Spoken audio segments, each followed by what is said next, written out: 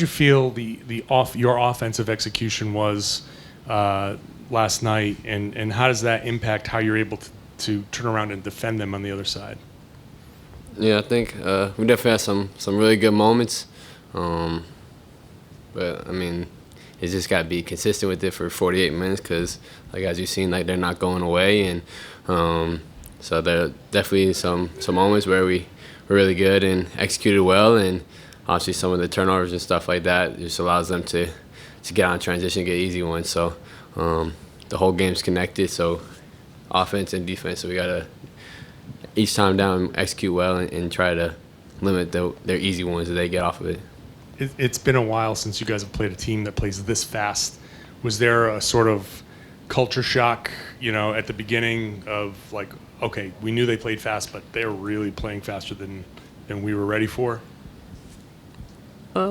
Yeah, I mean, I think they play just as fast as anybody in the league. So it's just a little bit of an adjustment of how they're getting the ball out, makes or misses. I mean, they give up a bucket and the ball's already at half court. So just turning your mind from defense or from offense to defense as quick as possible and just sprinting back. I mean, it's going to be a challenge for this whole series. Derek, just what is the mood of this team over here, right? Just coming off such a dramatic win like you guys had, and how much do you feel like this did set the tone for the series? Yeah, it's always good to get a win. Anything can happen in a playoff series, and one game can change anything. So being up 1-0 is nice, but we understand there's a lot more work to do and a lot of things that we need to do better. And it's gonna be a long series, and we gotta be ready for it. Over here. Halliburton, really most of their perimeter players, they move side to side across the court more than a lot of other teams. You and JT were almost like switching Halliburton up at the top of the arc, just trying to kind of zone, it seemed like, to prevent any downhill. So what kind of challenge is it to the way you guys usually switch, or a lot of it's just like switching off of a screen, you have a clear trigger of when you're going to do it, to having to kind of improvise more against this team? Yeah, I think, I mean, obviously Halliburton's one of the top guards in the league, but their offense, just a lot of movement, a lot of they try to just create confusion. So as best as possible, we got to just communicate and try to limit those confusion in that little gray area that they're trying to cause pretty much the whole offensive possession. So it's definitely a test to our communication and then our physicality. Derek, Joe was just up here talking about your guys' defense starts with your offense against this particular team. I know that's a rule that you guys follow all the time, but how does that impact the way that you guys do approach your offense against this team in particular in this series?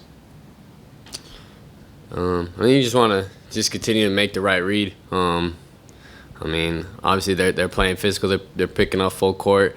So just trying to be poised with every possession and just having the right spacing. When our spacing is bad, that's usually when we get in trouble. So having the right spacing, and then that kind of allows us to get back on transition defense as well.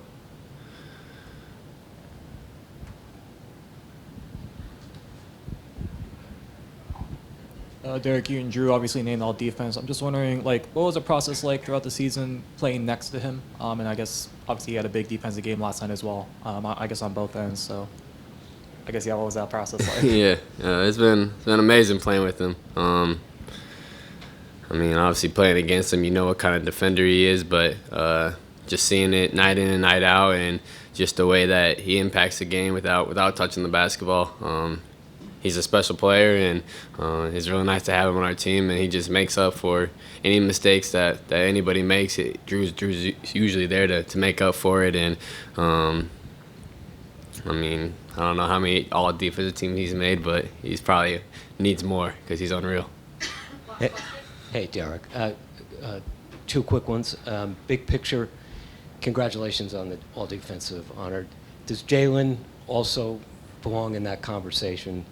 And then the other question was, playoffs, you're experienced in playoffs, and it's always a matter of adjustments. Without getting too revealing, might you expect for them to adjust for game 2? For them to adjust? Well, first off, JB definitely deserves it. He was unreal this whole season, taking on that challenge. Whenever there was a big name or a big player, like, he wanted the challenge, and he kind of set the tone for us the whole season, and I think he definitely was deserving. But for what adjustments I think they're going to make, I mean, I'm not really sure. I wish I knew. And maybe we make it easier for what we need to do, but just understand that they're not going to go away. They're going to continue to play the way that they played in Game 1. Obviously, there's always little tweaks and adjustments, but just understand that they're not going away. They're playing fast. They're going to move the ball. They're going to share it, and it's going to be a challenge, and we got to be ready for whatever they throw at us. Thank you, Derek.